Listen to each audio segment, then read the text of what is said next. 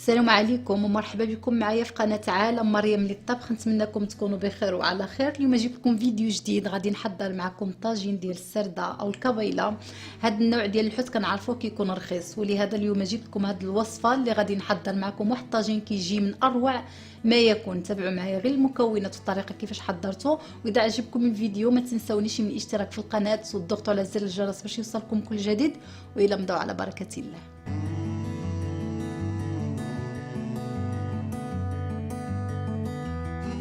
وهنايا عندي الحوت غسلته نظفته مزيان. دابا غادي نقطعو قطع صغيره، ممكن تقطعو غير على النصف، انا قطعته هنا قطع صغيره. وغادي نبدا بالشرموله ديالو.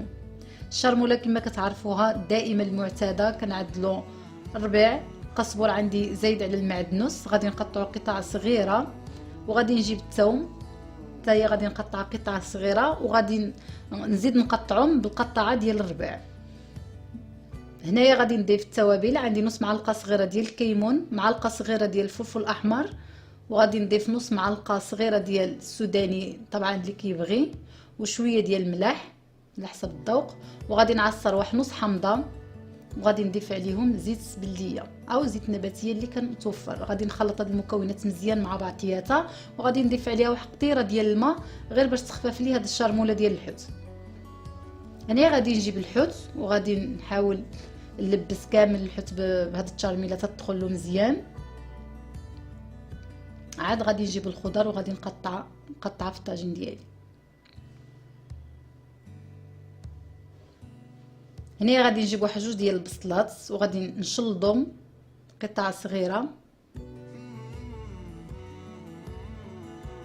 وغادي نجيب جوج جعدات. طبعا الخضره كتبقى على حسب افراد الاسره اللي عندكم، ممكن تزيدوا او تنقصوا. انا قطعت هنا جوج جعدات وجوج ديال البطاطات وجوج ديال البصلات. غادي نجيب الطاجين ديالي وغادي نوضع فيه بصل هو الاولاني،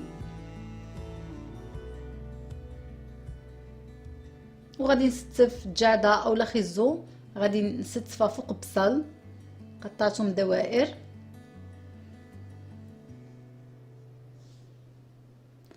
وهنا غادي نقطع البطاطا هي دوائر مقطعه، نحاول نقطعوها رقيقه، ما نقطعوش الخضره غديطه باش الطيبنه يدخل فيها الطياب دغيا. هنا غادي نستف البطاطا ديالي فوق الجعده. هذا الطاجين كيجي لذيذ بزاف، واخا المكونات ديالو بسيطه ولكن المذاق كيجي ولا اروع. هنا غادي نستف قطع ديال الحوت ديالي هانتوما كما كتشوفوا. وهنايا ضفت شرائح ديال الفلفله خضراء، ممكن فلفله حمراء اللي كان متوفر، كتعطي هذه الفلفله واحد الطعم لذيذ للطاجين ديالي وعاد المنظر كيجي مزيون. وغادي نزيد شرائح ديال ممكن مطيشه او هاد المطيشه الصغيره سوغيز، حتى هي كتعطي واحد المنظر واحد اللذه هائله للطاجين ديالي. هنايا زينته بقطع ديال الحامض او الليمون، طبعا الحر اللي من عشاق الحر.